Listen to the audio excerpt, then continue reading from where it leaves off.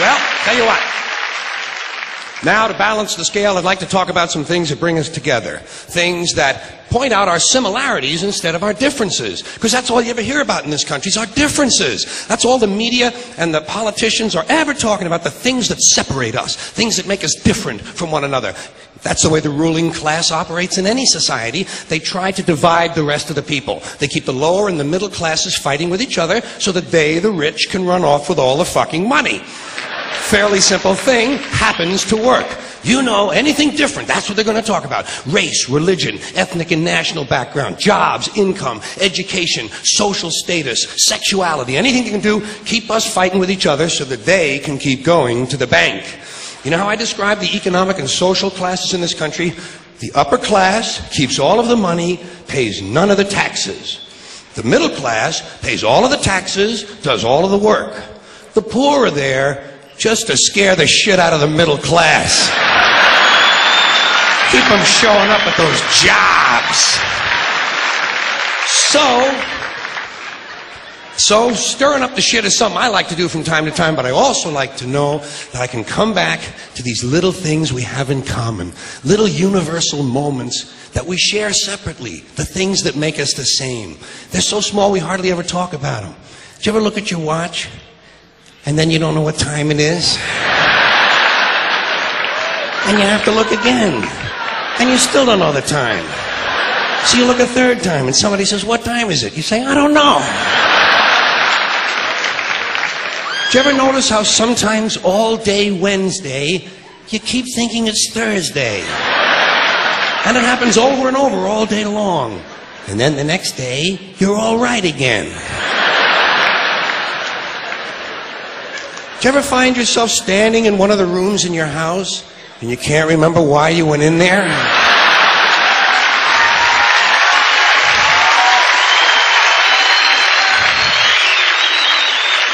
And two words float across your mind: Alzheimer's disease. You ever been talking to yourself and somebody comes in the room and you have to make believe you were singing? And you hope to God the other person really believes there's a song called "What Does She Think I Am?" Some kind of putz? Little experiences we've all had. You ever been sitting in a railroad train in a station and there's another train sitting right next to you and one of them starts to move and you can't tell which one it is?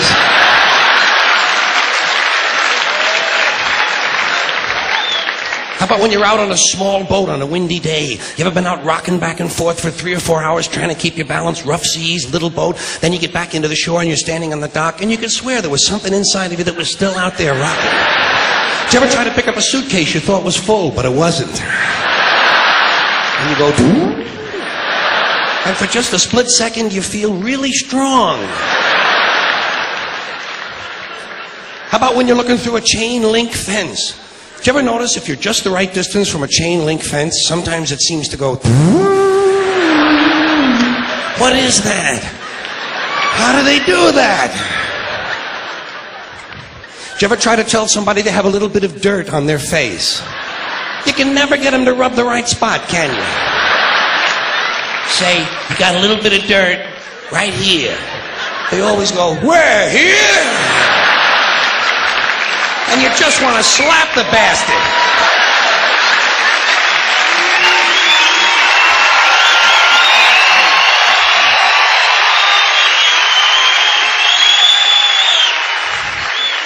Do you ever notice how awful your face looks in a mirror in a restroom that has fluorescent lights? Every cut, scrape, scratch, scar, scab, bruise, boil, bump, pimple, zit, wart, welt, and abscess you've had since birth all seem to come back at the same time. And all you can think of is, "I gotta get the fuck out of here!"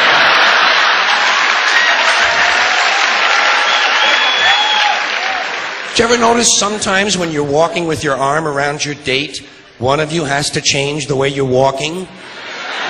Men and women don't walk the same. One of them has to change. Either the man has to walk like this,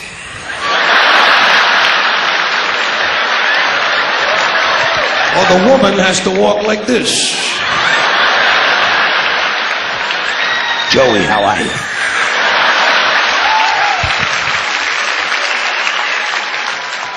How about when you're going up a flight of stairs and you think there's one more step? And you go... And then you have to kind of keep doing that, you know? So people will think it's something you do all the time. I do this all the time. It's the third stage of syphilis.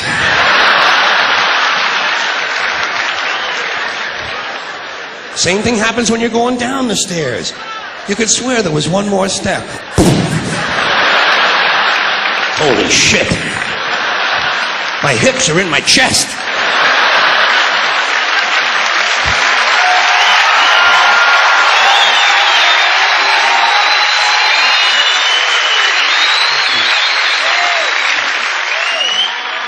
When you drink grapefruit juice in the morning, do you go like this?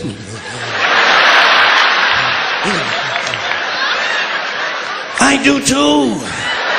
Why do we drink it? It's like ice cream throat.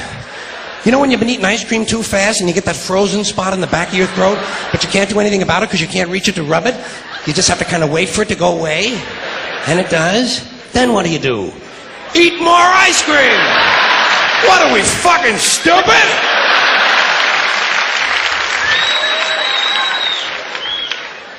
Did you ever fall asleep on a late afternoon and wake up after dark and you don't know what goddamn day it is?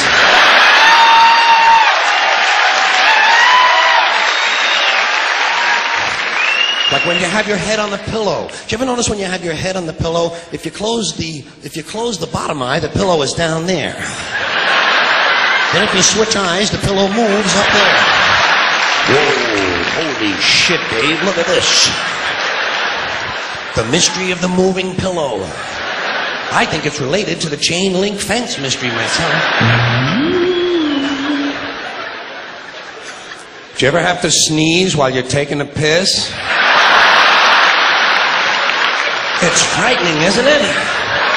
It's frightening because actually you can't do it. It's physically impossible to sneeze while pissing. Your brain won't let it happen. Your brain says, stop pissing! We're going to sneeze now! Because your brain knows you might blow your asshole out.